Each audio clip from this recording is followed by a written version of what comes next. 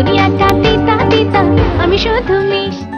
ঢাকায় চিত্রনায়িকা মিষ্টি জান্নাত অভিনয়ের বাইরেও ব্যবসায় যুক্ত এই অভিনেত্রী। এছাড়াও ব্যক্তিগত কিছু কারণে অনেকদিন ধরে ক্যামেরার বাইরেও তিনি। সামনেই আসছে তার বড় বাজেটের 2টি সিনেমা। এছাড়াও একটি ওয়েব ফিল্মের কাজও হাতে আছে তার, সেখানে একজন সাইকো কিলার হিসেবে দেখা যাবে নায়িকাকে।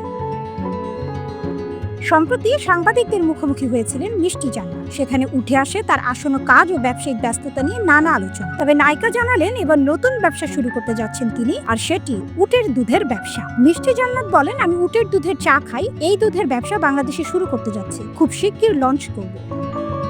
কেন উটের দুধের ব্যবসা করতে চান তারও ব্যাখ্যা দেন নায়িকা। বলেন, আমি যেখানেই যাই সেখানে সবাই জিজ্ঞেস করেন উটের দুধের চা কেমন লাগে। এখন থেকে আর এই প্রশ্নের মুখোমুখি হতে হবে না, কারণ তারা নিজেরাই এই দুধের স্বাদ কেমন তা জানতে পারবে। নায়িকা জানালেন, সংযুক্ত আরব আমিরাত থেকে উটের দুধ আমদানি করবেন তিনি। মিষ্টি জান্নাতের কথায়, উটের দুধ দুবাই থেকে বাংলাদেশে আমদানি করব। এই দুধ যাতে সবাই খেতে পারেন এই জন্য 200 মিলিগ্রামের প্যাকেটও করা হবে। 2014 সালে লাভ স্টেশন সিনেমার মাধ্যমে রূপালী পর্দায় ক্যারিয়ার শুরু করেন মিষ্টি জান্নাত। এরপর থেকে কাজ করে যাচ্ছেন নিয়মিত।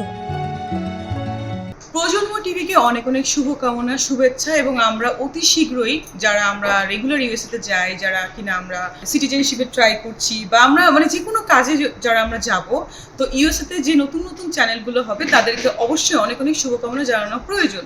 সেক্ষেত্রে প্রজন্ম টিভি আবার এত সুন্দর সুন্দর আয়োজন করছে, প্ল্যানিং দেখেছি, সাথে আছে আমাদের দেবাশিস দাদা, এত সুন্দর সুন্দর প্ল্যানিং করবে, আপনারা তো সবাই জানেন। সো প্রজন্ম টিভি আরও এগিয়ে যাক, আরও সুন্দর সুন্দর প্রোগ্রাম করুক। প্রজন্ম টিভিকে অনেক অনেক শুভেচ্ছা। Thank you.